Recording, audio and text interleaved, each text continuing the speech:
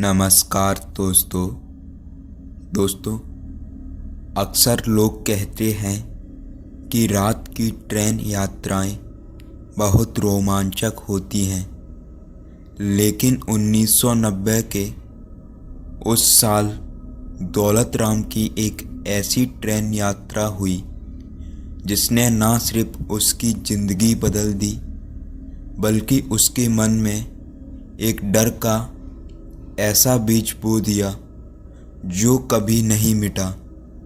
ये कहानी है आंध्र प्रदेश के एक छोटे से गांव से निकलकर दौलत राम ने जो नज़ारा देखा था वह किसी की भी रीढ़ की हड्डी में सिहरन पैदा कर देगा। तो चलिए और करते हैं शुरू आज की इस दौलत राम की भूतिया ट्रेन के हादसे की। तो दोस्तों, कहानी शुरू करने से पहले अगर आपने अभी तक हमारे इस चैनल को सब्सक्राइब नहीं किया है तो सब्सक्राइब कर लीजिएगा। तो चलिए और शुरू करते हैं कहानी को। साल 1990 दौलत राम आंध्र प्रदेश के एक छोटे से गांव का रहने वाला था। वो एक साधारण परिवार से ताल्लुक़ रखता था और अपने माता पिता और पत्नी और 2 छोटे बच्चों के साथ उसकी एक खुशहाल जिंदगी थी। दौलत राम एक रेलवे कर्मचारी था जो अपने काम से संतुष्ट था और नियमित रूप से दूर दराज की यात्राएं करता था। वो एक मेहनती इंसान था जिसका परिवार ही उसकी सबसे बड़ी ताकत थी। लेकिन दौलत राम एक कमज़ोर पहलू था, क्योंकि उसे अंधेरे से बहुत डर लगता था। उसने कभी किसी को यह बात नहीं बताई, लेकिन अकेले रात में जब वो सफ़र करना चाहता था तो उसे हमेशा ये अंधेरापन बेचैन कर देता था। फिर भी वो अपने परिवार के भविष्य के लिए हर मुसीबत का सामना करता था। एक रात दौलत राम को अचानक से रेलवे की तरफ से एक ज़रूरी काम के सिलसिले से एक शहर जाना पड़ा और यह रात्र की यात्रा और ट्रेन का सफ़र बेहद लंबा था। दौलत राम ने अपनी पत्नी को बताया कि वो जल्दी लौट आएगा और ट्रेन पकड़ने के लिए निकल पड़ा।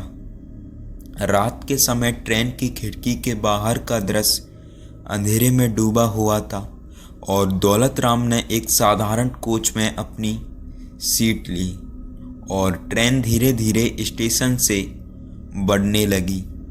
कोच में कुछ ही लोग थे और जैसे जैसे रात बढ़ती गई सभी यात्री धीरे धीरे सोने लगे।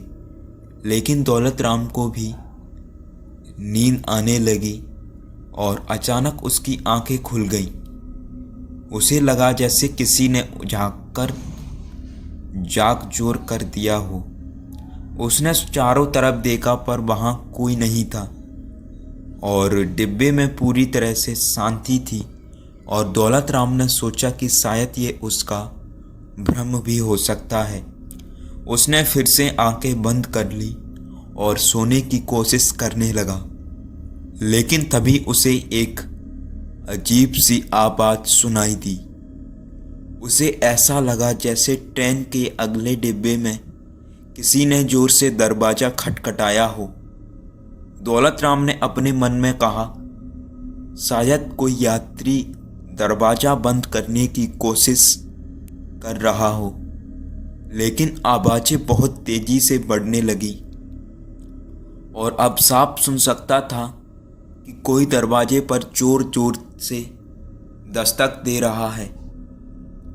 दौलत राम ने सोचा कि शायद कोई आपातकालीन स्थिति होगी और उसने उठने का निश्चय किया और डरते डरते उस डिब्बे की तरफ बढ़ने लगा। ट्रेन के डिब्बे अंधेरे में डूबे हुए थे और जैसे ही वह दरवाजे के पास पहुंचा, एक अजीब सी आवाज़ वो अचानक बंद हो गई।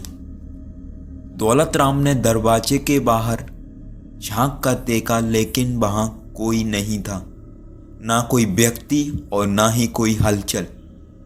ट्रेन लगातार चल रही थी, लेकिन वातावरण में एक अजीब सी खामोशी थी, और वो खामोशी एक ऐसे घटना का स्वरूप थी जिसे दौलत राम ने अपने पूरे जीवन में कभी ना सोचा हो। वह वापस अपनी सीट की ओर बढ़ने लगा, लेकिन जैसे ही उसने मुड़कर पीछे देखा तो उसकी आंखें फटी की फटी रह गईं, क्योंकि जो दृश्य दौलत राम ने देखा उसे कोई भी अगर देख ले तो उसकी भी हालत दौलत राम से भी बेहतर हो जाएगी। उसे पीछे एक धुंधली परछाई दिखाई दी, और वो परछाई एक इंसान की तरह दिख रही थी। उस चेहरे पर जब दौलत राम ने नज़र दिखाई तो वो चेहरा एक इंसान का था, जिसके मुंह पर एक खून के धब्बे और आंखें सुर्ख लाल थी। दौलत राम के पूरे शरीर में एक सिहरन दौड़ गई और उसने अपनी आंखों को मसल कर देखा, लेकिन अब वह परछाई गायब हो चुकी थी।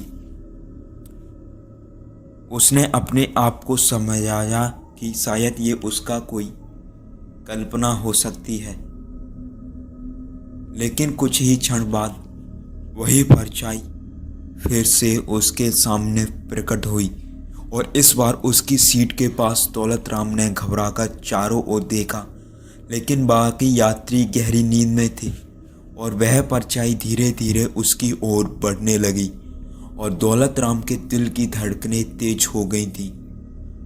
बेशक उस डिब्बे में सवारी थे, लेकिन दौलत राम इस तरह जम चुका था कि उसकी आवाज़ जा ही नहीं रही थी, और वह परछाई अब पूरी तरह से उसके पास थी, और दौलत राम ने महसूस किया कि वह कुछ कहना चाह रहा है, पर उसकी आवाज़ धीमी और डरावनी थी, और उसने कहा, क्यों आए हो तुम यहाँ? इस ट्रेन में कोई सुरक्षित नहीं रह पाता है, और जोरों से हंसने लगा।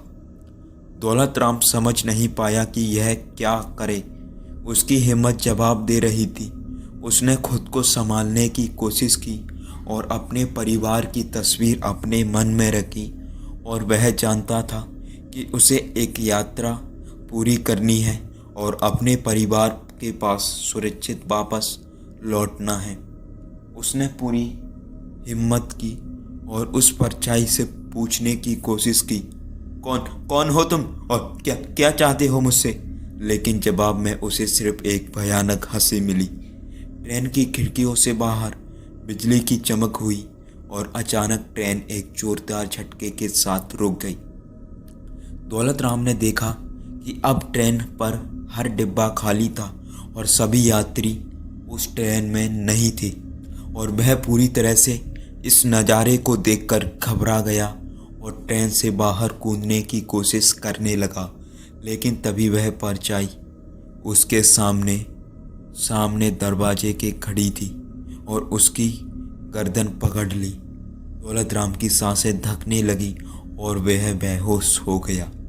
जब दौलत राम की आंखें खुली तो वह अस्पताल में था और उसे बताया गया कि ट्रेन एक पुराने हादसे वाली जगह पर अचानक रुक गई थी, और बाकी यात्रियों ने उसे बेहोश पाया और मदद के लिए बुलाया। लेकिन जब दौलत राम ने उन्हें परछाई के बारे में बताया तो किसी ने उसके इस घटना के बारे में उस पर विश्वास नहीं किया। उसके बाद से दौलत राम कभी ट्रेन में सफ़र नहीं कर पाया, और हर रात उसे वही परछाई दिखाई देती है और वही सवाल दोहराती है, क्यों आए हो तुम यहाँ? लेकिन यह सवाल अब एक रहस्य बन चुका है, जिसका जवाब दौलत राम के पास भी नहीं था। दोस्तों, क्या वो सच में किसी भूतिया ताकत का शिकार हुआ था, या फिर यह सब उसके मन का खेल था। यह राज आज भी हमेशा के लिए अंधेरे में खो गया है, और जैसे उस रात की ट्रेन यात्रा हो। तो दोस्तों, कैसी लगी आपको कहानी? आई होप आपको अच्छी लगी।